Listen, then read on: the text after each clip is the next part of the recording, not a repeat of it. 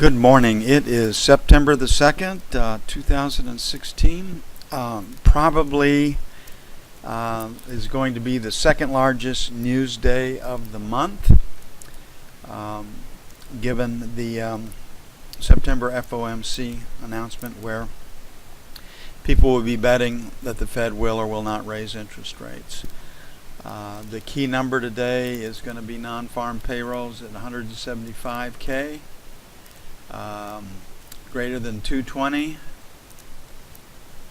Treasuries should sell. Less than 140. I believe the market will rally and close the gap to September prices. 4.8% for unemployment.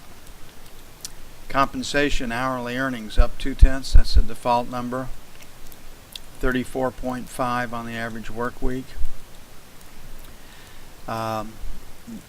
Those two numbers right there will be the number one market focus. International trade minus 41.3B. No one will pay any attention to that. And factory orders plus 2%. They will pay attention to that.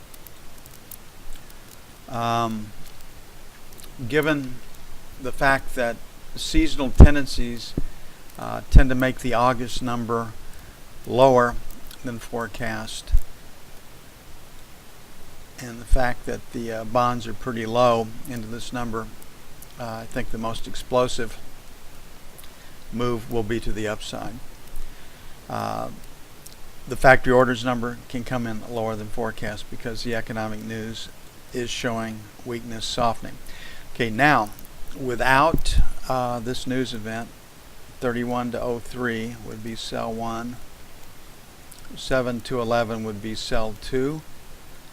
That's without the news event. Buy 1 would be 20 to 24. And buy 2 would be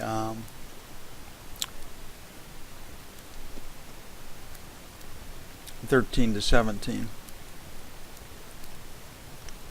We do have news though, and the news day trade is the best way to handle that.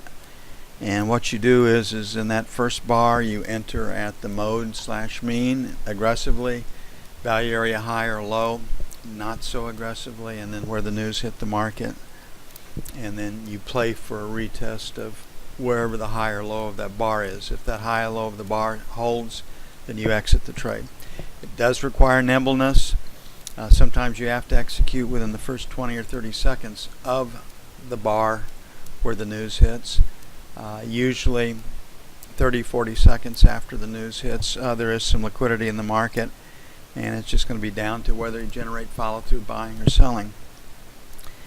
Quite often the low is set in that bar, and what I'm talking about as far as the trade goes, if the market trades up in this bar right here, you'll have the mode mean, you'll have the value area low, and you'll have where the news hits.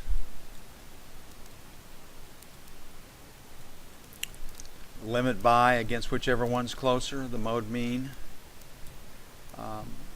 is your first trade. That's the most aggressive. The second trade is at the value area low, and the third place to enter is at the news. And usually you don't have a shot at where the news hits. If the move is going to continue, you don't have the other side of the market.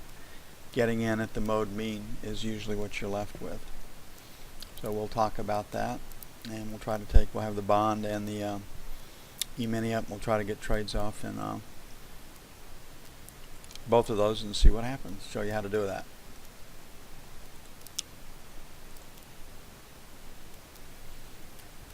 Okay, looking at the bond, the first area of resistance will be 12 to 16.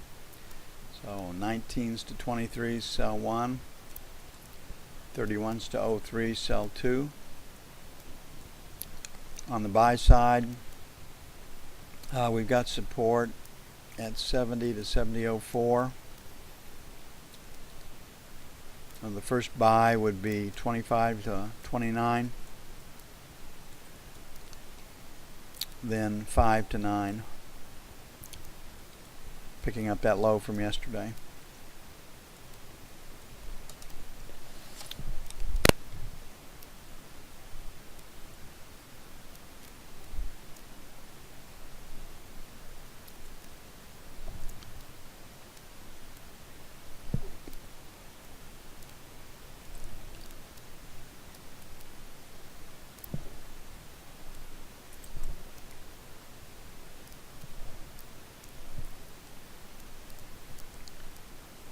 Now, on treasuries, if you want to have scoop orders out there, fade the news, put them a point out on the 30-year away. It can go sometimes as high as a point and 3/4. Put it out 20, 30 seconds. Sometimes can go a point on the 10-year. That's a way that you can play it. And that's usually good for 6 to 8 in that first correction on the bond, and 4 to 6 30 seconds on the 10-year. Okay, looking at gold. If the number is greater than 175, gold should sell. If it's less than 175, gold should rally. Without the news, we'd be selling 19s to 21, 24 to 26 for sell 2. On the buy side, like we were last night, 13 to 15.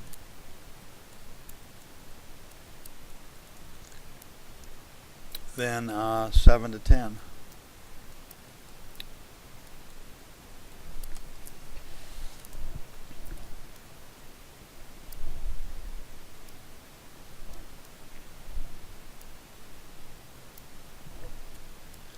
You know, with as much support as the Fed is giving to the market and the rest of it, even if they raised interest rates, I doubt the stock market would sell. I mean, they would just come in and buy it up. And when you look at what Japan has done with their markets, where they are active participants in the stock market, I think they're the largest shareholder. I forget the number exactly. I know in ETFs it may be their top 40 stocks. They are the largest shareholder of record. And why do they do that? Because nobody else will buy stocks at these prices. And why are they doing that? It's not their money. Pretty simple. 21.15 to 25, sell 1. Without the news, this market will move big time. Greater than 175, it'll sell. Less than 175, it'll rally. 40 to 50 for sell 2. So these numbers are without this major piece of news. 75 to 85, buy 1. 50 plus or minus, buy 2.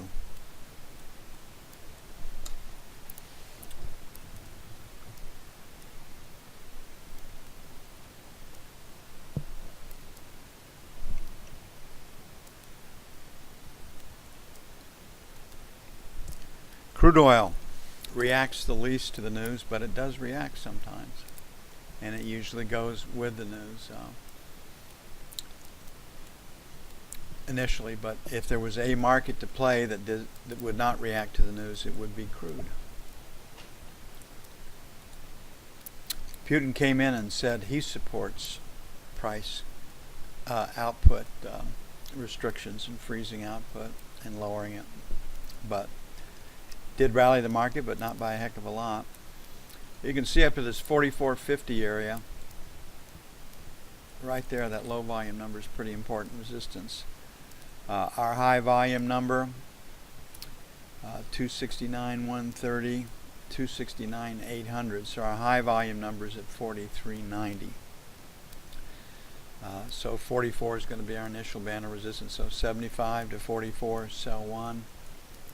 44.25, 44.50, sell 2. On the buy side, 43, 43.25, buy 1. Picking up that low volume number at 42.50. We'll make 42.25, 42.50, buy 2.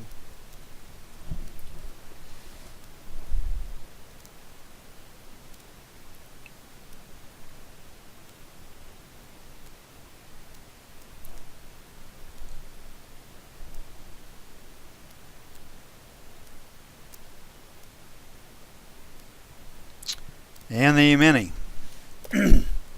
Again, I mean, no matter what the number comes in, obviously if it's greater than a couple 100,000, the E-mini's initial reaction, you would think would be to sell, because the Fed can raise interest rates. That's never a guarantee in the E-mini. I mean, you just sometimes good news is bad, and sometimes it's good, and we've seen that. We've seen that this week. So best resistance is 80 to 85. Best support is 55 to 60 right now as we go to the news, and we happen to be at 67 right now. So without news, you'd be selling 69s to 71. That would be sell 1. And 75 to 77 would be sell 2. You're just leaning against resistance. On the buy side, last rotate down was 62. So 60 to 62 would be buy 1. And then 55, 57 would be buy 2. If you want fade orders out there, 10 points works pretty well on the E-mini, but sometimes it can be 15. Been a long time since we've seen 20. But if you can't buy the low nor sell the sell the high, then it gives you a chance to fade the opposite end of the market.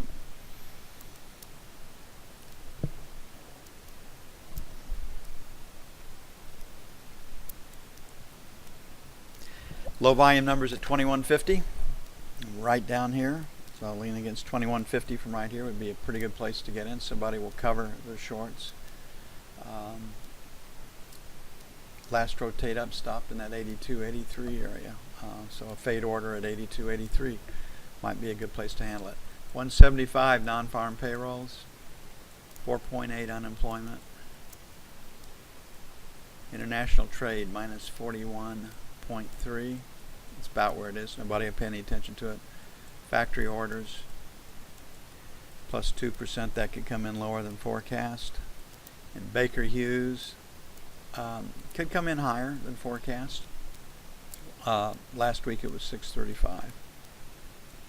Okay, it's going to take a bit to get everything up and published. I'll be back on the news. We'll try to pull off a Newsday trade in both contracts. And see you then.